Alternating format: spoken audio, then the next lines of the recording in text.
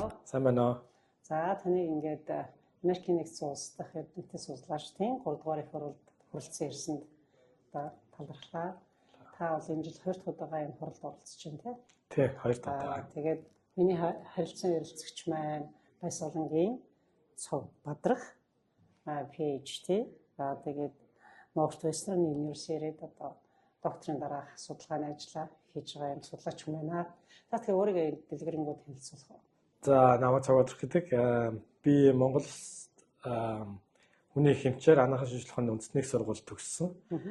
Тэгээд магистра Монголдо хийжээд Унгар улсад, Европод докторийнхоо ажлаа хийгээд яг тарих судлал гэдэг зүйл рүү одоо Европт багтаа орж ирсэн. Тэгээд одоо Америкийн нэгдсэн улсад Northwestern сургуульд докторийн дараах судлаачаар ажиллаж байгаа. Тэгээ өмнө Нью-Жерсигийн Rutgers гэх сургууль бас докторийн дараах судлаачаар ажиллаж байсан. Тэнд 2 жил ажиллаа. Тэгээд одоо энд Northwestern ирсэн. Та штэ одоо докторийн дараах одоо research хийж судлаач хийж гэж та бас зөвшөө лекц уншдаг уу? Үгүй ээ. Сургуулиуд лекц уншихгүй тий.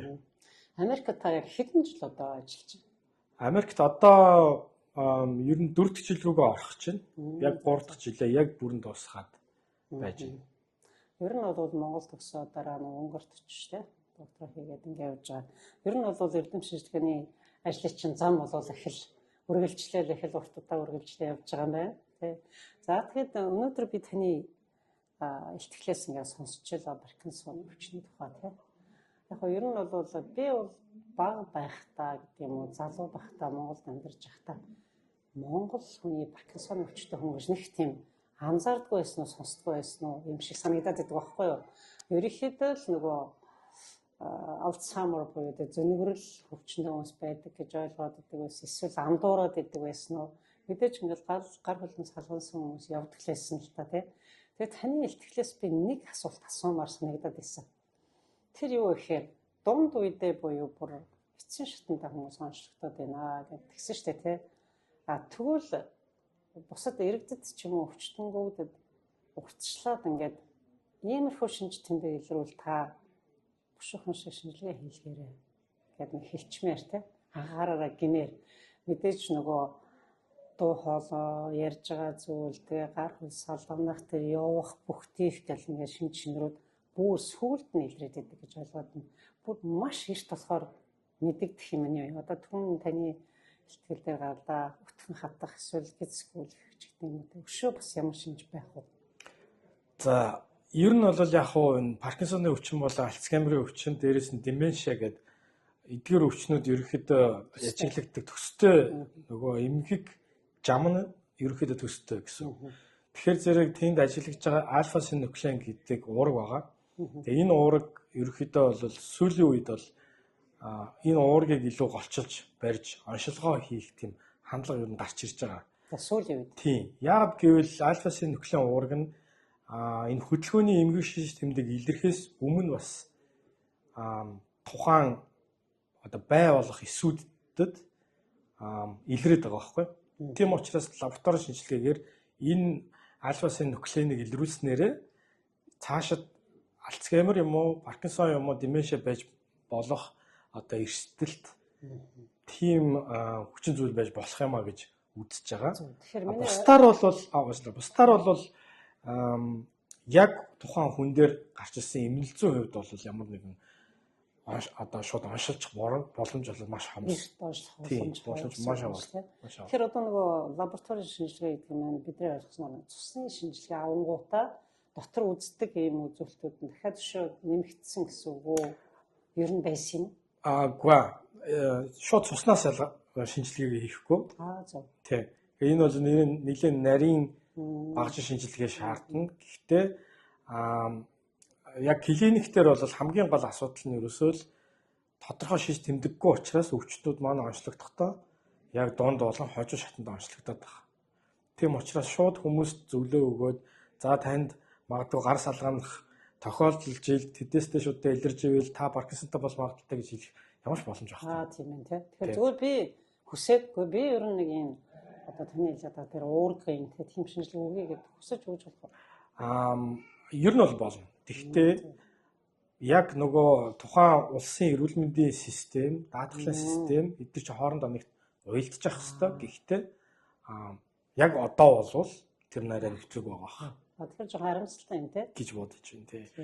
Бас дээрэс нь альфа-синуклеин гэдэг уургийг яг 100% Паркинсоны өвчин. Энэ уураг л байх юм бол 100% Паркинсоны өвчнөд болно. Эсвэл Альцгеймертэй болно. Эсвэл деменшиатай болно гэсэн үг бас биш. Бас 100% бол биш. Бас биш. Тийм. Одоо жишээлх юм бол бас одоо би нэрийг марчиж гэхдээ манай Northwestern сургуулийн өмнө байсан нэг судлаач бас яг энэ чиглэлийн судалгаа хийгээд Паркинсоны өвчтний тохиолдол дээр энэ альфа-синуклеин илэрхгүй байна гэдгийг бас одоо эсрэг талаас нь гаргаж ирсэн юм да. Тэгэхээр зэрэг их олон төрлийн өвүүлүүд хэвлэгдэж байгаа. Гэхдээ зарим нь бол энэ альфа-синуклеин бол үнэхээр энэ өвчтний гол маркер мөн гэж хэлж байна. Зарим судлаачдын судалгаагаар энэ бол тийм бас яг жинхэнэ тийм тэр өвчтний маркер биш ээ гэж бас явдалтай юм тийм явдалтай. Энэ зүйлээр ерөнхийдөө ингээд судалгааны ажлууд бол ер нь явж байгаа. Гэхдээ яг ингээд бүгд нэг талтаа бол гарчааг байгаа.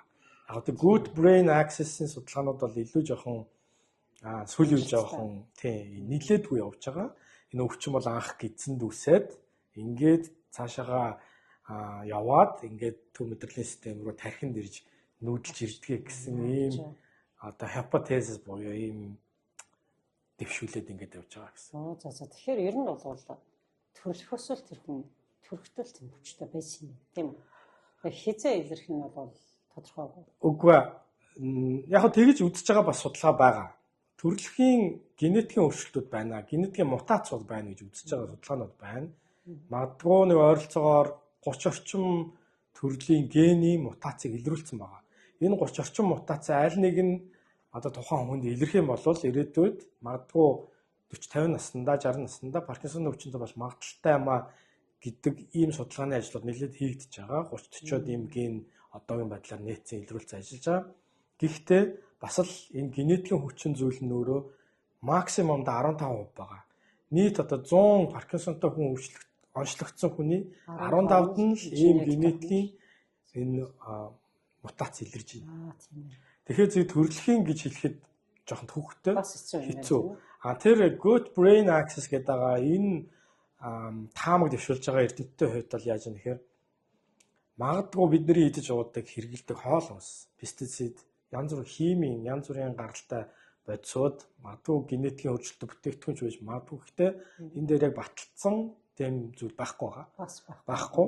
Тэгээ идэж ууж байгаа зүйлсээс шалтгаалаад гидсэнд энэ альфа-синуклеин гэдэг уураг нь өөрөө энэ уураг нь өөрөө угаасаа хүний бие байх ёстой уураг л та. Гэхдээ энэ уураг нь өөрөө эмгэг байдлаар одоо өөрчлөгдөд байгаа байхгүй. Тэгээд өөрчлөгдчихөөрөө л Паркинсоны өвчин хүргэх магадлал байна гэж үзэж. Тэгвэл одоо ийм нэг асуулт гараад ирлээ. Таны яриаг сонсчихсон чинь.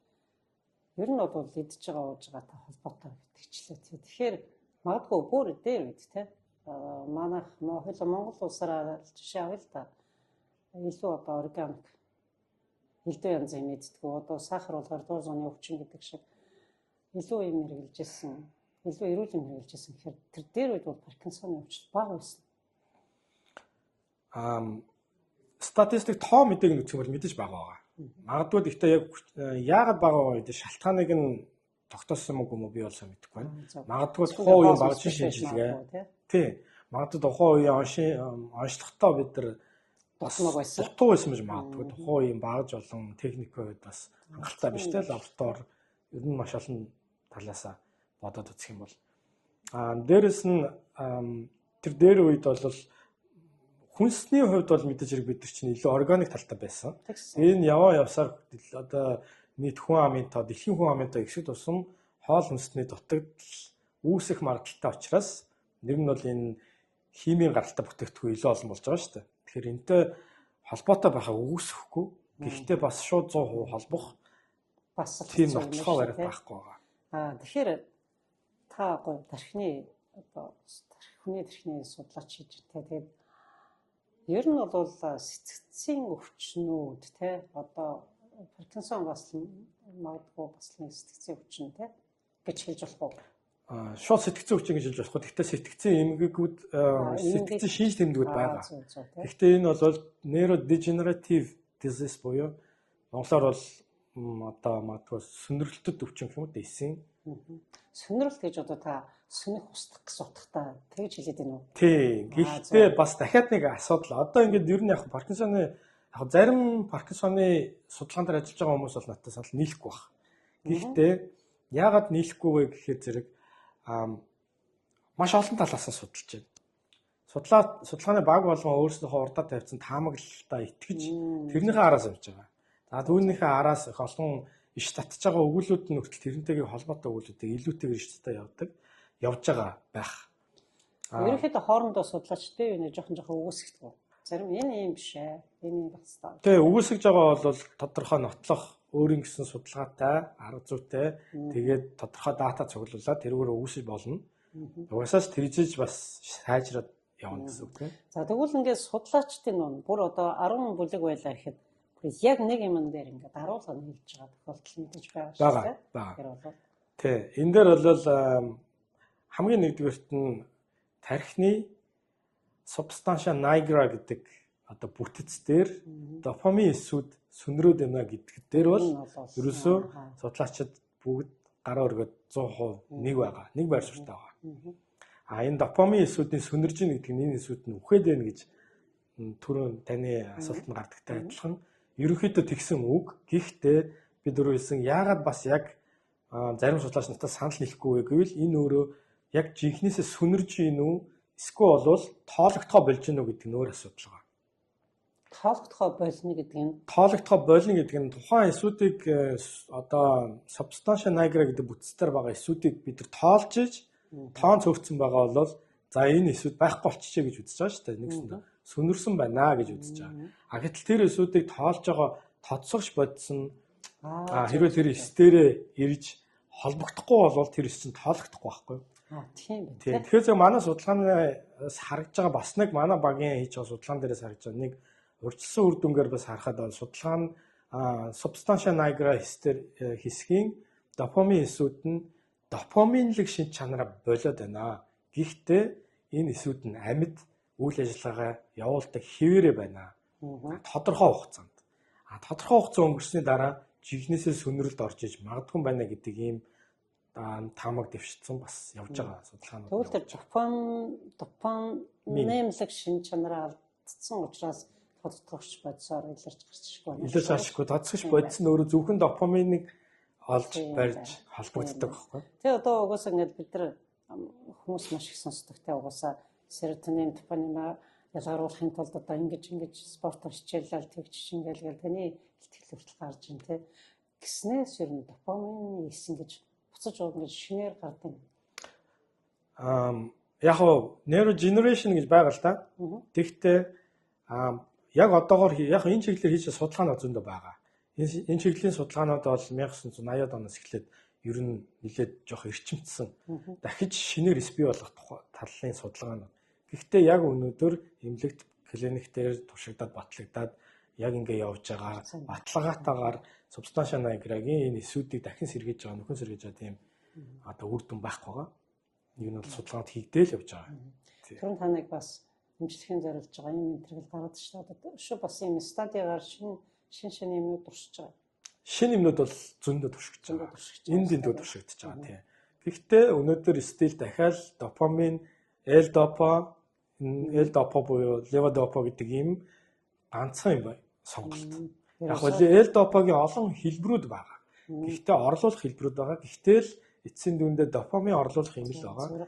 Хамгийн гол нь энэ бүхний эцэс дээрээс ганцхан зүйл нь бол энэ допамин эсүүдийг сүнрүүлж байгаа. Эсвэл бол энэ допамины өөрийнх нь энэ онцгой шинж чанарыг алдуулж байгаа. Үүргээ гүйцэтгэх боломжийг нь одоо байхгүй болгож байгаа. Энэ шалтгаан нөхцөл хүчин зүйлийг нь олох нь л одоо бүх судлаачдын хамгийн гол одоо зорилго болчиход байгаа. Гэхдээ одоо яг шалтгаан олоогүй юм байна гэж ойлгосон шүү. Олоогүй. Хасаарлаа. Хасаарлаа. Ер нь гэхдээ хүний тарих судлагдаж дуусаагүй юм биш үү те?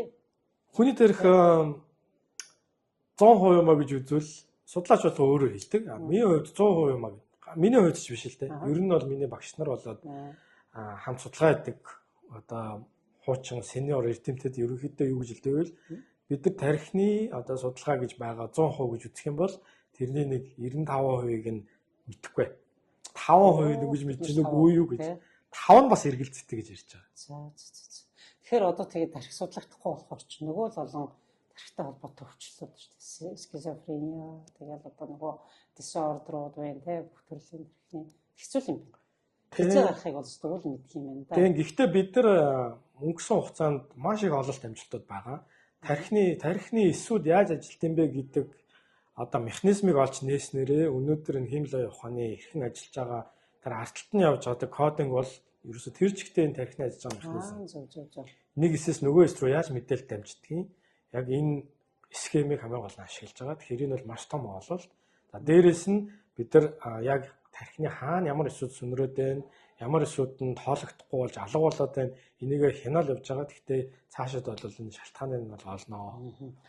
Тэгэхээр таны энэ судалгааны хамгийн чухал хэсэг нь одоо үр дүннийг юунд туршиж байна. Мэдээж ингэх багтаа мэдээж энэ өвчнийг эмчлэе л гэж хэлсэн тийм. Гэхдээ та бас нэг ийм үр дүн байна гэдэг судлаач юм. За яг манай багийн судалгааны хамгийн гол одоо онцлог гэх юм бол бусад ерөнхийдөө Паркинсоны өвчин дээр ажиллаж байгаа олон багууд байгаа шүү дээ. Тэгээд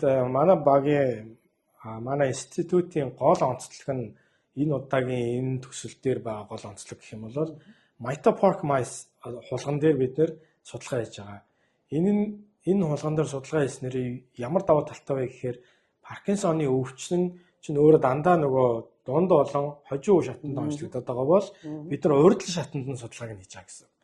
Тэгэхээр урьдчилан шатанда substantia nigra дээр байгаа дофамин эсүүд маань үйл ажиллагаа нь хэрхэн өөрчлөгдөж байгаа. За тэндээсээ шалтгаалаад тархины indirect буюу шууд бус замын эсүүд дээр бас ямар өөрчлөлтүүд гарч байгаа. Гэх мэтчлэн одоо онцлогийн электрофизиологийн ялангуяа онцлогийг судалж байгаа. Энэ нь бол маш том маш холбогдолтой. Эндээс гарч ирж байгаа үр дүнгээс шалтгаалаад дараагийн бас одоо зам жимэн чигэнд тавигдана гэсэн. Ер нь бол яг дандаа судалгаа шинжилгээнүүд хулган дээр л хийгдэж байна те. Зүгээр хүмүүсийг сонгож аваад судалгаа шинжилгээ хийж болох уу? Болно. Судалгаа хийгддэг. Гэхдээ энэ чинь нөгөө судлаач өөрийн гэсэн явдаг арга барилтай, тогтсон хуультай, дүрмтэй, журамтай. Дэлхийн нийтээрээ дэлхийн судалгааны том институтууд нийлээд энэ дүрм журмаа аль хэдийн тогтцсон байдаг. За Европын холбооны дүрм гэж байдаг. Одоо Америк нэгдсэн улсад баримталж байгаа дүрм гэж байна. Дэлхийн нийтээрээ баримталж байгаа дүрм ч бас байгаа. Тэгэхээр зэрэг мэдээж хэрэг хамгийн эхлээд амтан дээр туршилтад хийгдэнэ. Тэгээд ингээ клиник нэвтрэхийн өмнө мэдээж хүн дээр 1 2 3 дахь шатны энэ судалгаа нь өөрөө олон шатлалаар явж байгаа байхгүй. Тэгэхээр энэ бүх шатлалуудаараа явж дуусчих хамгийн зүйлд нь хүн дээр. За тэгвэл хараа ингээд одоо та энэ судалгаа хийж байна. Тэгээ мэдээж ингээд нэг үе шаттай явж байгаа шүү дээ. За одоо та бас судалгааны хаяг аль үе шаттайр одоо өөрийгөө явж байгаа гэж үздэг. Нэг тийм үйлдэл юм байх уу? Үе шат гэж.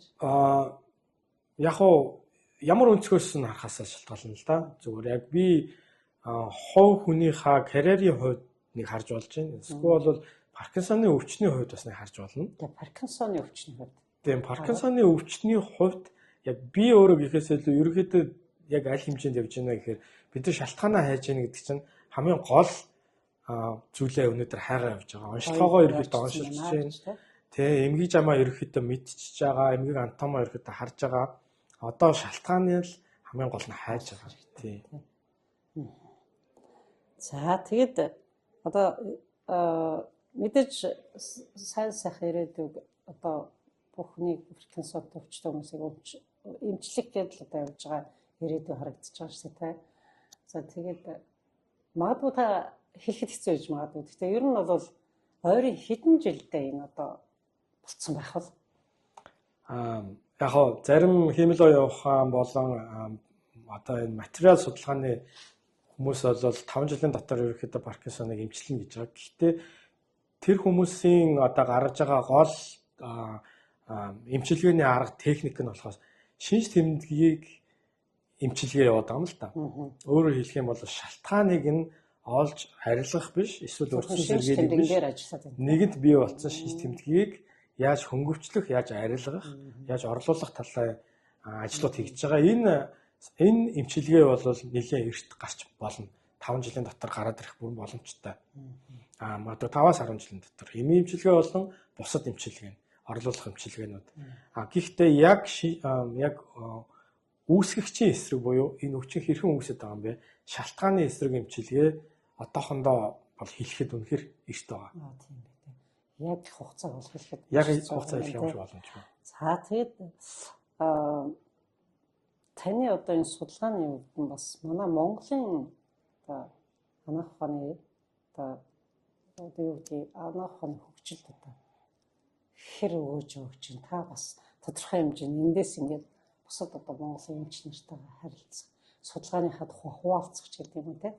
Тийм ажлуудыг бол хийдэг те. Тий, одоо энэ зохион байгуулж байгаа энэ үйл ажиллагаа чи өөрөө бас хуваалцж байгаа нэг хэлбэр бол мөн гэж би бодож байгаа. Яг Монгол руугаа шууд холбогдоод хийгдэж байгаа ажлууд бол одоохондоо байхгүй байгаа. Гэхдээ ирээдүйд бол мэдээж бас шинжлэх ухаан хөгжөхөд тэгээд ялангуяа анагаахын салбарын шинжлэх ухаан тэр тусмаас тарих судлалын шинжлэх ухаан хөгжих суурь нэмрээ оруулна л гэж боддог. За та тэгээд залуу судлаачид тэр нь ямар сайхан үнэтэй зөвлөгөө. Өөрийнхөө туршлагаас хуваалцах. За баярлалаа. Маш гоё асуулт байна. Залуу судлаачид ерөнхийдөө бидний ирээдүй одоо нэг тодорхой харагдаж байгаа зүйл бол хэмэл оюун ухаан бол амьдралд бол маш өргөн дэлгэр нэвтрэх нь тодорхой болж байна. Хоёрдугаарт нь роботик технологиуд бас амьдралд маш ихээр нэвтрэх нь бол тодорхой харагдаж байгаа. Тэгэхээр зэрэг ерөнхий нэг дундаж хүний хийдэг үйлдэлүүдийг бол роботууд хийдэг болчихж байна. Дундаж хүний сэтгэдэг сэтгэлгээг хэмэл оюун ухаан хангалттай тэрнээс илүү хийх боломжтой болсон байгаа. Тэгэхээр зэрэг ирээдүйн залуучууд ялангуяа судалгаа эрдэм шинжилгээнд явж байгаа хүмүүс бол гол нь ер нь бол дата цуглуулна гэсэн. Дата цуглуулад цуглуулсан датагаа хэмэл оюун ухаан руугаа оруулаад хэмэл оюун ухаанаараа анализа хийгээд ингээ явдаг болно. Тэгэхээр хэн дата цуглуулт юм бэ гэдэг асуулт гарч ирнэ.